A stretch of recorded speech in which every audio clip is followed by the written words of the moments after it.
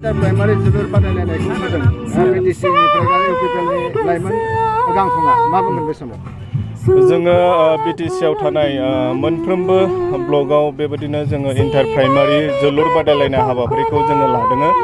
बेखौ लानायनि गुबै थांखिया बेनो जाहाथे जोङो लाइमोनफोरनि गेजेराव गेलेनाय बिथिं मोनसे थुलुंगानाय लाबोनो हायो, एनकारेजमेन्ट मोनसे।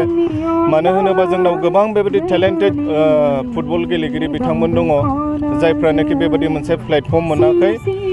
दा बेनिखायनो जोङो बै गेलेगिरि बिथांमोननि थाखाय बेबायदि मोनसे प्लेटफर्मखौ जोङो होनो थाखाय जोङो नाजादों जाहाथे बिथांमोना मोजाङै गेलेनानै फैबाय थानाय समाव जाहाथे गाव गावनि आथिङाव गसंथानो हायो। आरो बिनि थाखाय जोंनि बिटिसि सरकारा गेलेमु बिथिङाव गोबां खामानि मावगासिनो दङ। आरो बेखौ लानानैनो जोङो फैगोन अक्ट'बर दाननि 9 तारिखनिफ्राय लानानै 20 तारिखसिम जोंनि नर्थ इस्टआव जेसेबांनाखि 6 सिडिउल काउन्सिल दङ बे 10टा 6 सिडिउल काउन्सिलखौ लानानै जोङो मोनसे इन्टार 6 सिडिउल काउन्सिल मोनसे फुटबल टुर्नामेन्टखौ जोङो खुंनो थांगासिनो दङ। आरो बेवहाय जोंनि बिटिसिनिफ्रायबो बेवहाय बाहागो लागोन। आरो बिनि थाखायबो जोङो मोनफ्रोमबो बेबायदिनो ब्लकफोरनिफ्राय मोजां मोजां गेलेगिरि बिथांमोनखौ सायख'नानै जोङो टिमखौ दागोन। दा बे जोंनि थाखाय मोनसे मोजां खाबु गाव गावनि टेलेन्टखौ दिन्थिफुंनो थाखाय। आरो भबिष्यतआव बिथांमोना बिनिफ्रायनो मोनसे स्कपखौ मोनलांगोन। आरो जुदि बिथांमोना मोजां गेलेनानै जुदि दिन्थिफुंनो हायोबा जोङो बिथांमोनखौ पिकआप खालामनानै बेबायदिनो स्टेट लेभेल आरो बेबायदिनो इन्टारनेसनेल लेभेलाव बेबायदि गेलेनो थाखाय मोनसे खाबु बा बेबायदि मोनसे लामाखौ जोङो दिन्थिनो थाखाय जोङो नाजागासिनो दङ। नुनो मोनो बिटिसिनि जाखिनि हालाम दङ बेवहाय गेलेनायनि थाखाय बेबायदि थोजासे फिल्ड गैया। नाथायबा बिटिसि गभर्नमेन्टनिफ्राय बुंनाय जादों मोनफ्रोमबो बियाबावहाय मोनसे मोनसे स्टेडियाम होगोन। नाथाय दिनैसिम जाफुंनाय नुवाखै। मा बुंगोन बे समाव?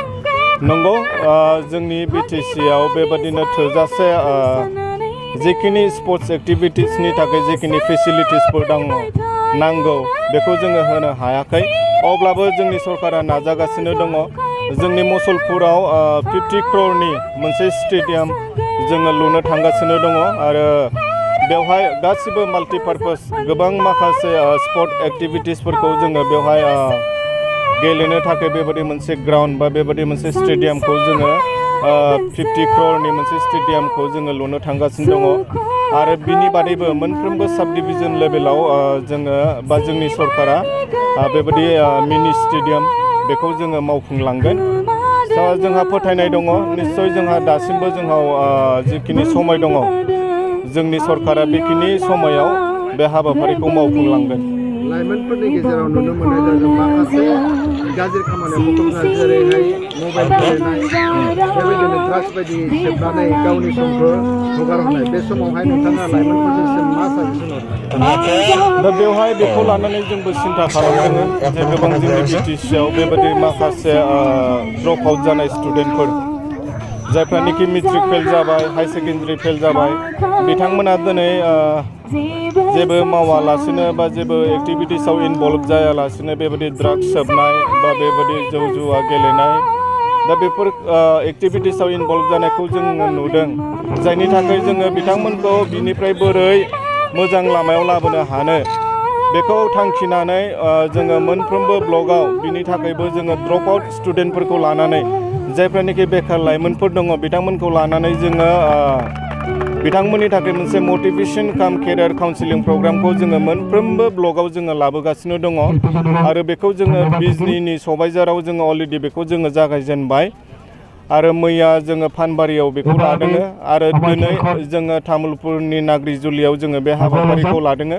दा बेबायदि लाइमोनफोरनि थाखाय मोनफ्रोमबो ब्लकआव मटिभेसन काम केरियार काउन्सिलिं प्रग्रामाबो स्पर्ट्स एक्टिभिटिसजों लोगोसे बेबो सोलिलांफाबाय थागोन। जिखिनि लाइमोनफोरखौ नुदों रावबो इन्ट्रेस्ट लोगोसे गोबां बिसिनो माने फेसिलिटि नांगौ जादों। थ' नोंथांमोना बै लाइमोनफोरनि सायाव माबायदि गोदान जेनेरेसन थाखाय नोंथांमोना माबायदि प्लेनिं खालामदों? नंगौ, जोंनि गोबां जोंनि बे बिटिसिआव गोबां लाइमोनफोर दङ जायफ्रानोखि आनएमप्लयड। दा बिथांमोनखौ जोङो एंगेज खालामनो थाखाय बा गाव गावनि आथिङाव जोङो बोरै गसंथानो हानो बिनि थाखाय जोङो स्किल डेभेलपमेन्ट बा एन्टारप्रिनारशिपखौ जोङो स्ट्रेस होनानै जोङो मोनफ्रोमबो ब्लगाव बेबायदि माखासे स्किल डेभेलपमेन्टनि प्रग्राम बा मटिभेसन बा केरियार काउन्सिलिं प्रग्राम जोङो बेफोरखौ लाबाय थादों लोगोसे स्पर्ट्स एक्टिभिटिसखौ जोङो लादों दा आस्ते आस्तेयैनो जोङो बिथांमोनखौ बोरै जोङो एंगेज खालामनो हानो जोङो बिनि थाखायबो जोङो पलिसि लादों बेवहाय जोङो ब्लक वाइज जायफ्रानोखि ड्रप आउट स्टुडेन्ट बा जायफ्रा बेकार स्टुडेन्ट दङ बिथांमोनखौ बिथांमोननि इन्टारेस्टखौ नायनानैहाय बबे बिथिङाव बिथांमोना खामानि मावनो हास्थायो बेखौ नोजोर बोनानै जोङो ब्लक वाइज जोङो मोनसे फर्मखौ जोङो डिस्ट्रिबिउट खालामनो जोङो दा पलिसि लागासिनो दङ आरो बेखौ फर्म फिलआप खालामखांनायनि उनाव जोङो बिथांमोननि इन्टारेस्टखौ नायनानै बे लाइनावनो जोङो प्रफेसनेल माखासे रिसर्स पार्सनफोरखौ लानानै बिथांमोनखौ ट्रेनिं होनायनि जोङो मोनसे प्रग्रामखौ जोङो बानायबाय थादों निस्सय फोथायनाय दङ बिनि गेजेरजोंबो गोबां लाइमोनफ्रा बेनिफिट जागोन थेंक इउ